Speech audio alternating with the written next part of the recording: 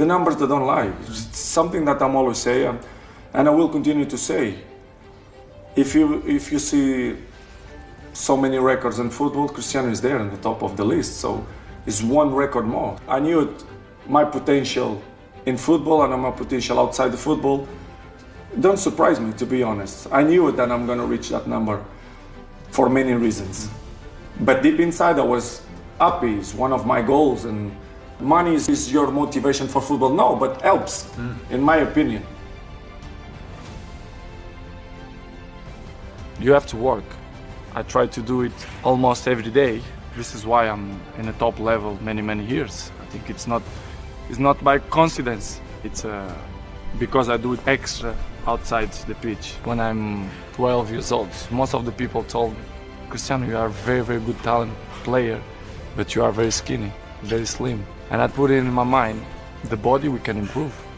We can improve. You go to gym, dedication and hard work, you can improve. So I'm improving myself. This is something that I learned by the time.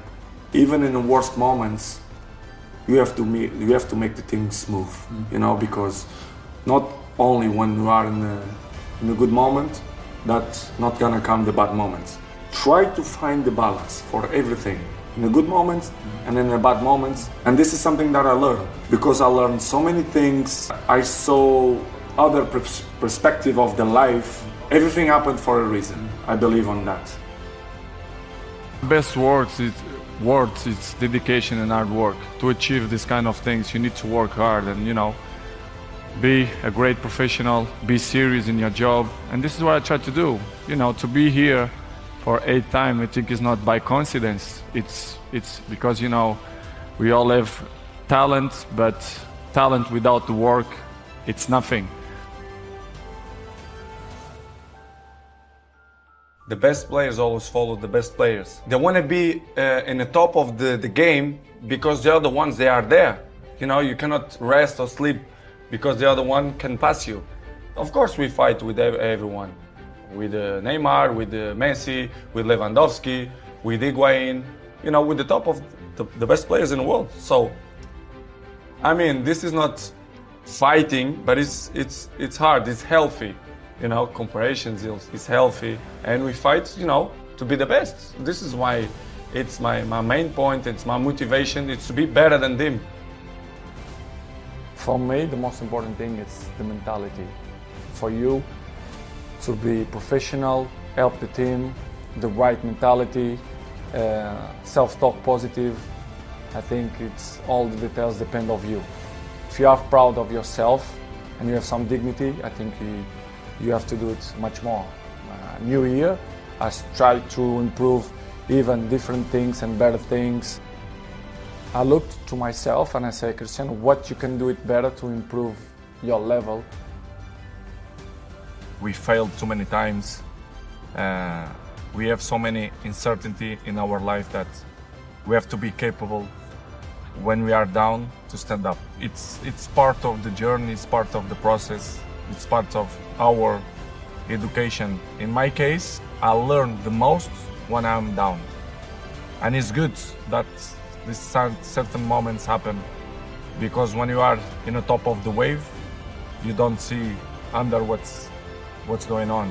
I'm always say to my friends, it's good to have problems. It's the only way that you can improve. I can give you an example. If I give you advice, even if you are younger than me, and if you not implant that during your daily life, will be difficult. You can speak all day with that person. If it's not coming from inside of you, it's impossible. I remember when I was 18, 19, 20, some old players speak with me, but I put that as Cristiano, you have to improve. They know more than you, they are more experienced than you, they pass through many bad moments. The main point is they should coming from inside you. You should be proud of yourself and look in the mirror and say, listen, I give everything. And I think all of us, we should do that. Consistency. If you have consistency, you're gonna be good in the future, or you're gonna be better than other ones in the future. This is my opinion. any sport, any job. I think it's part of the life. It's like that. Who told you the opposite?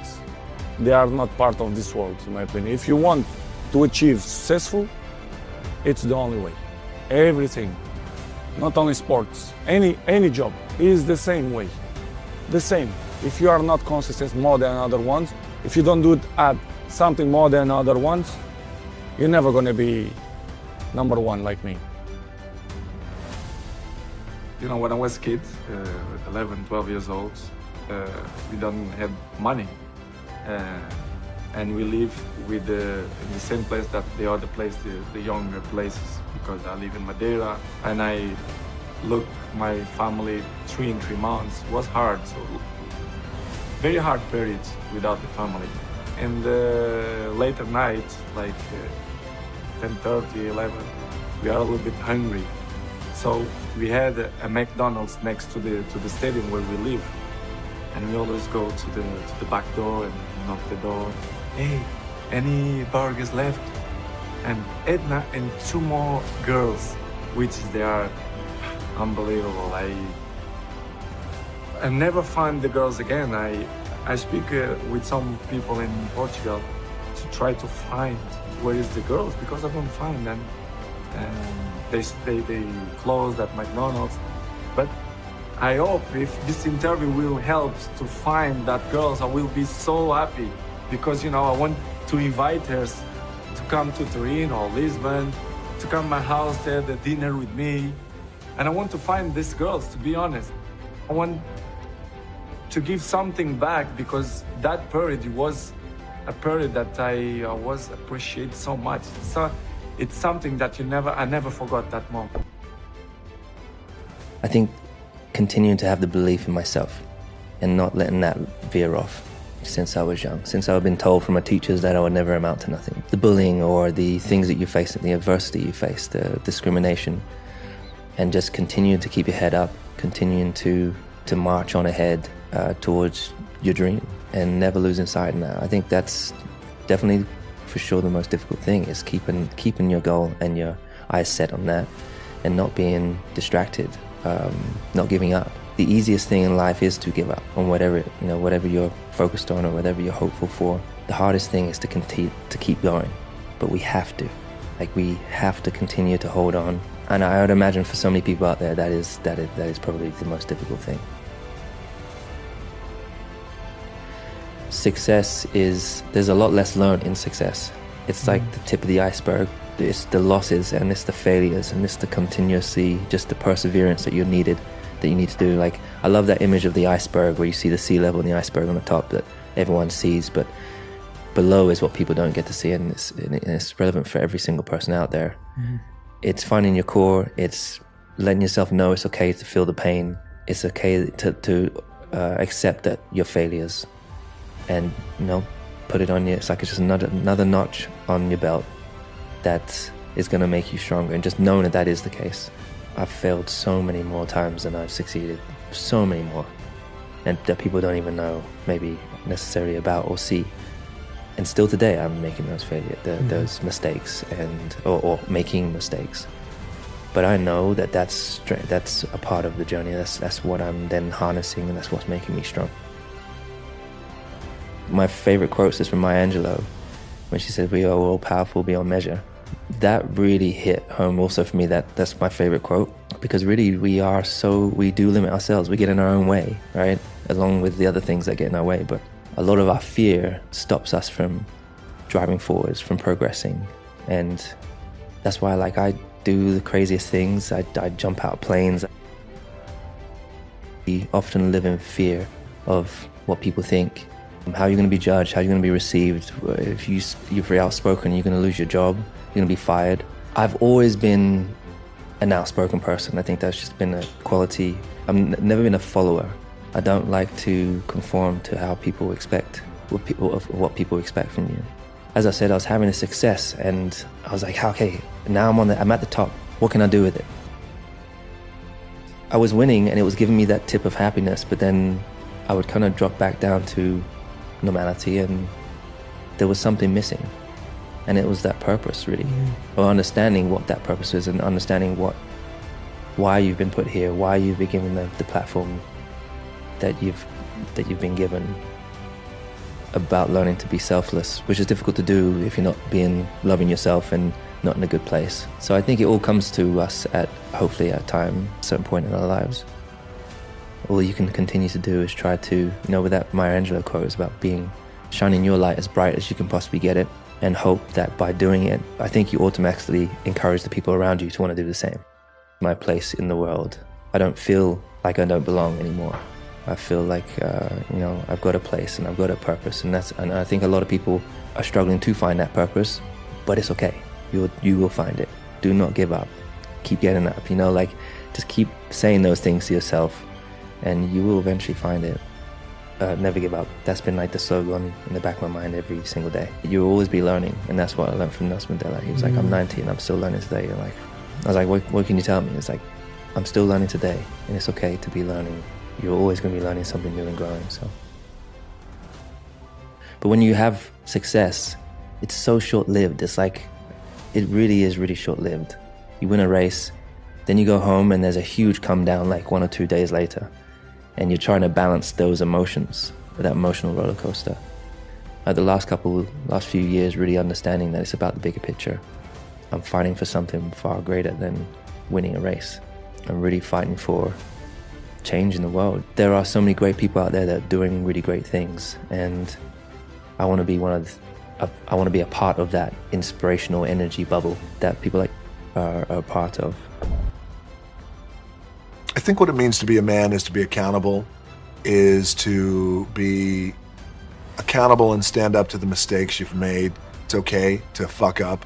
It happens to all of us. And be open, rip yourself open, be vulnerable. I've been there, we've all been there. The benefit of doing something like that is on the other side of that usually is some sort of progress, and how important that is. It's also, in my opinion, a quality of being a man is doing what you say you're going to do and taking matters into your own hands sometimes. But if you look somebody in the eye, you shake their hand, you give them a hug, or you give them your word, it's important to do it, or do your best to see it through. In my career, I felt most vulnerable when I wasn't able to be myself. My true self, my authentic self. We hear that all the time, how important it is. Be yourself. It's the most powerful thing you could be. And that's true. And it is the most powerful thing we can be. And when we're not being ourselves, we really bump up against that emotionally. And that's when vulnerability can creep in. And so for me, I was most vulnerable in my career in pro wrestling when I wasn't able to be myself until I was. And in the world of Hollywood, when I was told, in order to achieve a certain status, you gotta act like this, walk like this, talk like this, lose weight, etc., etc. And you buy into it, and I was vulnerable at that time. And I take responsibility for it, of course, because I was the one who made the final decisions on those things. So I wasn't able to be myself until I was. And then the vulnerability went away. And when I was playing up in Calgary for the CFL, I was cut in October, sent home. And at that time, I'd left University of Miami. The guys who I was playing with at that time, Ray Lewis, Warren Sapp, they were lighting the world on fire. Their dreams were coming true. They were buying their mom's houses. And when I got cut from Canada that season, that was when I had $7 in my pocket. So we've all had those moments in $7, with $7, having $7. But what I found, and as I got a little luckier down the road of life and was able to achieve a thing or two, I started to apply gratitude. And I was always trying to apply gratitude anyway. I've always been that way, I think, at my core, just trying to find the good in something, because it's easy to get lost in the sludge of things, especially when things are down. So what I tried to do is try to keep all those times, the hard times, and keep them in the forefront of my mind. The biggest thing for me was trying to understand the reason why And if it weren't this dream that I was so focused on and so determined to make and work my ass off, you know how it is, like in high school, then you go to college, and you're working hard and all your boys around you, some of them are going to the league every year. And it's like, all right, my time is coming, and it doesn't happen. And the tidal wave of disappointment out of that was a rough one for me. It wound up being, I always say, me playing in the NFL wound up being the best thing that never happened to me. The gratitude, then there's grit, and then I think, well, what's the alternative? So, and the alternative is $7. The alternative is struggle. The alternative is not having options, not having a choice. So I think about that all the time, and it continues to drive me. And in the variety of the businesses, I'll say evictions around the corner. I was a rookie in the wrestling business. I was what's called, the wrestling business is a term called babyface, which is a good guy. I was being groomed as a good guy wrestler. Young, the idea was you're grateful for the opportunity. So when you go out there, I want you to smile. You can't smile enough. And I thought, well, what if I lose? Yeah. Still got to smile. And Yeah. it just didn't feel right. That didn't Yeah. sit right with me. So a few months later, the company made me the Intercontinental Champion. And then a month later, we go into the annual biggest event. It's like the Super Bowl of wrestling, WrestleMania. And it was WrestleMania 13. By the time I got to Chicago, WrestleMania, 16,000 people in the middle of the ring. When I was in the ring, and I'm supposed to be a good guy, and you're supposed to cheer me, 16,000 people were chanting "Rocky sucks." And at that time, the powers that be thought, this isn't going to work, and for whatever reason, people are not liking you and they're not connecting with you. And so in that moment, it was very defining, because I asked then if I could just be myself. And if I could go out there and if I can speak to the crowd, and if I could just be myself and be authentic, and if I don't want to smile, I don't smile. If I want to laugh, I laugh. If I want to sing, I sing. Whatever it is, I just want to be me. I grabbed a microphone and I said, I may be a lot of things, but sucks isn't one of them. I guess the moral of this story is the importance and the power of finding your identity and being true to who you are. Even in that wild world of pro wrestling, it still applies to everyone in the room, and how powerful that could be, because it was a true shift and click moment. And I never looked back, and I became, fortunately, the biggest draw that the business has ever seen.